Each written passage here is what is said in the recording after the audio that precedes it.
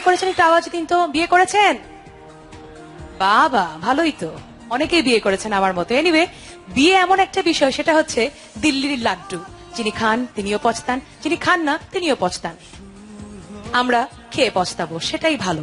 আমাদের দলে আরো একজন আছে যিনি বিয়ে করেছেন এবং ভীষণ পচতাচ্ছেন। চলুন তার কাছেই তার মনের কথাগুলো শুনি, কেন কি হয়তো এটা আমাদেরও মনের কথা। আসছেন নকুল কুমার বিশ্বাস।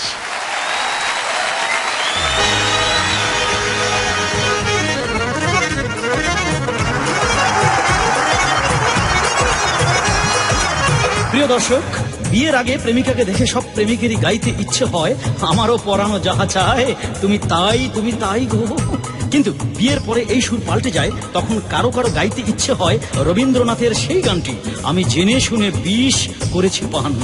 তবে বলে রাখছি, এখানে যারা নারী দর্শক রয়েছেন আপনারা মাইন্ড করবেন না প্লিজ, কারণ আমি সবাইকে বলছি না। মেয়েরা দুই ধরনের হয়, কেউ কেউ স্বামীর সংসারে গিয়ে ফুল ফুটায়, আবার কেউ কেউ স্বামীর সংসারে এসে হুল ফুটায়। এই হুল ফুটানো স্ত্রীদের নিয়েই লিখেছি। বিয়াহ করলাম কেন দাদা, বিয়াহ করলাম কেন, বিয়াহ করলাম কেন দাদা, বিয়াহ করলাম কেন। বললাম আমার ঘরে আমি মেম্বার, আমার ঘরে আমি মেম্বার, পরের মাইয়া চেয়ারম্যান। বিয়াহ করলাম কেন দাদা, বিয়াহ করলাম কেন, বিয়াহ করলাম কেন দাদা, বিয়াহ করলাম কেন।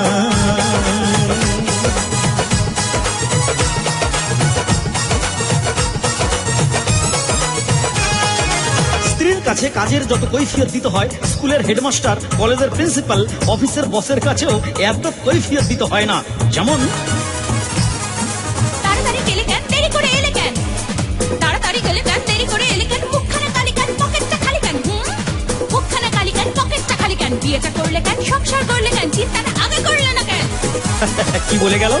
তাড়াতাড়ি গেলে কেন, দেরি করে এলে কেন, তাড়াতাড়ি গেলে কেন, দেরি করে এলে কেন, মুখখানা কালি কেন, পকেটটা খালি কেন, বিয়েটা করলে কেন, সংসার করলে কেন, চিন্তাটা আগে করলে না কেন। এত কেনর জবাব দিতে আমার, কেনর জবাব দিতে আমার ফুরায় বুদ্ধি গান রে দাদা। বিয়াহ করলাম কেন দাদা, বিয়াহ করলাম কেন, বিয়াহ করলাম কেন দাদা, বিয়াহ করলাম কেন।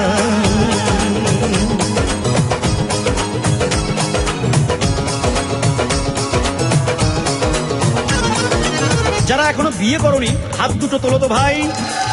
বাহ বাহ বাহ বাহ, প্রবাসী অনেক ব্যাচেলার বন্ধু। হ্যাঁ, তোমাদেরকে বলছি, বন্ধুরা যা কিছু করতে চাও বিয়ের আগে করে নাও, বিয়ের পরে কিচ্ছু করা সম্ভব নয়।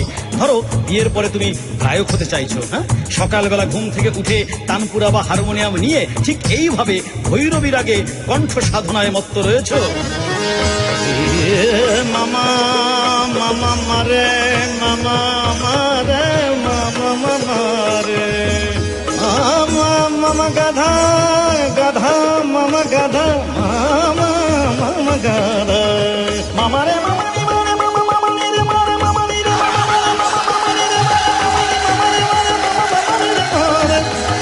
সারে মারে, সারে মারে, সারে মারে, সারে সারে।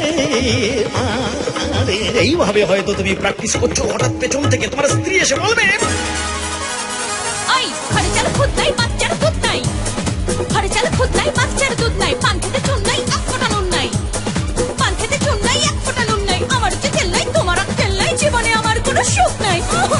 কি বলে গেল? ঘরে চলে খুদ নাই, বাচ্চার দুধ নাই, ঘরে চলো খুদ নাই, বাচ্চার দুধ নাই, পান খেতে চুন নাই, এক ফোঁটা নুন নাই, আমার যে তেল নাই, তোমার আক্কেল নাই, জীবনে আমার কোনো সুখ নাই।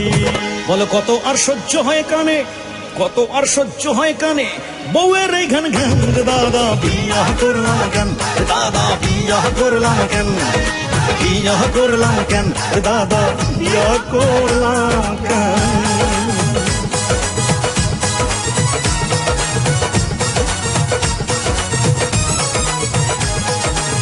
এরপরে রয়েছে হাজারো রকমের বায়না, যেমন